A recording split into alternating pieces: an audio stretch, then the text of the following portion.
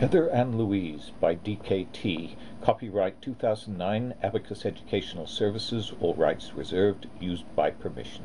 Starlight, star bright, I spoke into the night. I wish I may, I wish I might, I asked the first starlight.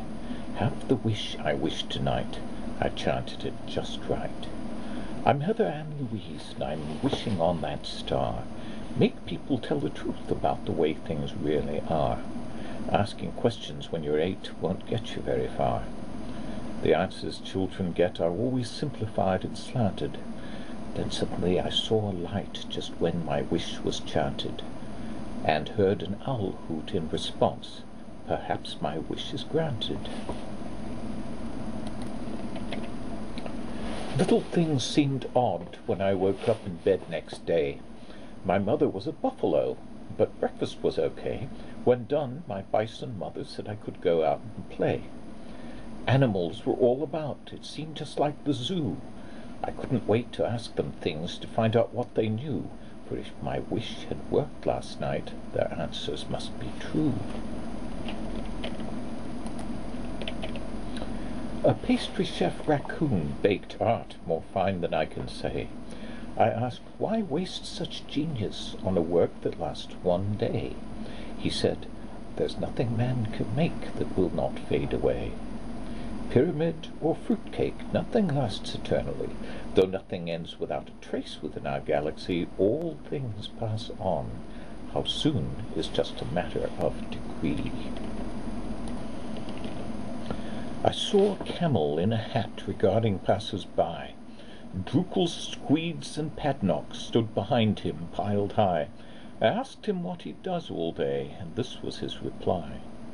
The customers try hard to keep from going overboard, and my job's to inspire them so caution gets ignored, then sell them things that they don't need and really can't afford. I thanked him, but went on my way. That thought just left me cold, to think of all those padnocks, squeeds, and drucles that he sold, which these poor folk could do quite well without, if truth be told. I asked this sweet orangutan, who sat beneath a tree, just what it is I'm doing here, and what is it I should be. She dropped her calculator, thought, and then she answered me. I spend all day just counting up the spoodles that we sell. If that's the work that you should do, I simply cannot tell. I think it's something else, not this, but you will do it well.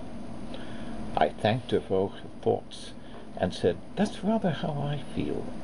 I did not share my first response, that her job's not ideal, for counting spoodles all day long has limited appeal. An Inca tern worked at a desk with an electric quill. He wrote of tiny gleeks and their effect upon free will. He did not know if they exist, but wrote about them still. I felt intrigued, and from behind I tried to take a look. He said, oh no, I must be first to publish such a book. He saw it as a dreadful threat, that little look I took. A farmer drake inspected foids that grew out in his field. He judged with thoughts of market the anticipated yield.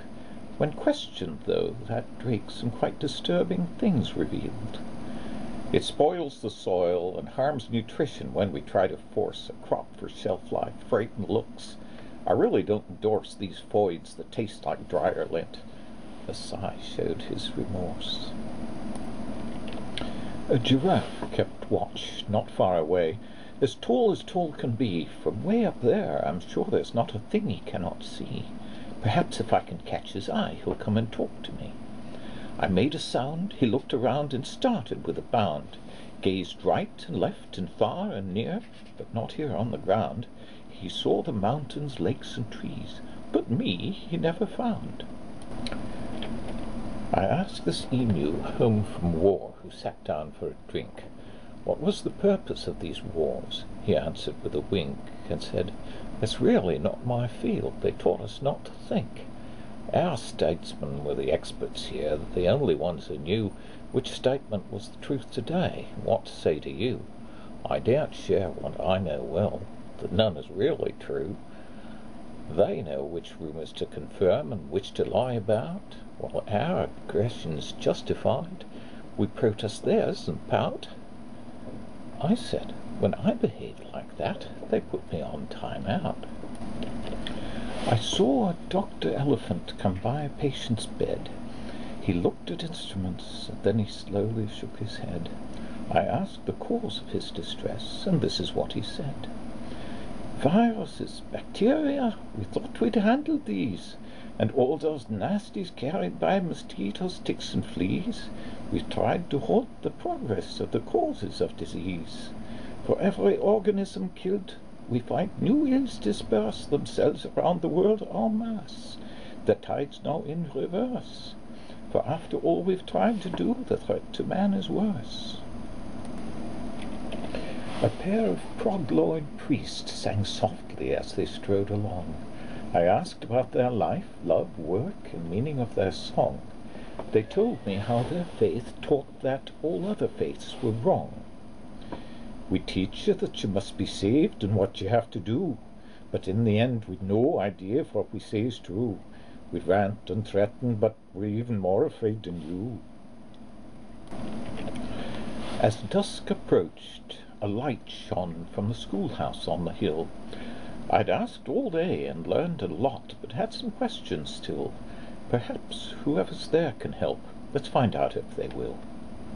An owl stood at the old blackboard and slowly blinked an eye. Still have questions left unanswered? I'll give them a try. You couldn't choose a better time. I hoped you would drop by.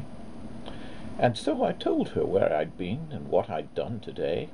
I asked what life was all about, or my life anyway. What things should I be doing now? Here's what she had to say. I've seen so much and missed the folk I knew so long ago, and now it won't be long before it's time for me to go. And you, dear child, will see a world that I shall never know. I've helped you see a bit of how this age is strange and why, just as you've helped me many times before in days gone by. We've seen the rise and fall of many empires, you and I. We found our way through bog and briar, past desert bleak and vast. We fled the land and fought the sea beneath a broken mast. Through times of grief and unsought hope, we've shared a vanished past.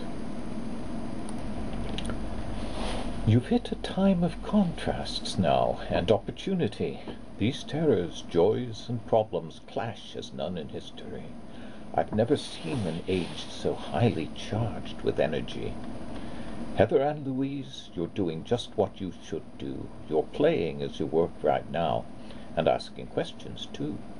Alas, you came too late for me to sail again with you.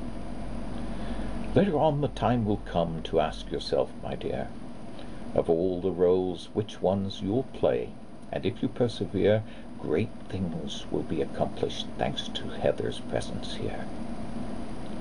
I thanked her very much for that and all the things she said. Saw camels, priests, and dryer lint go swimming round my head, and then I saw the sun shine in as I woke up in bed.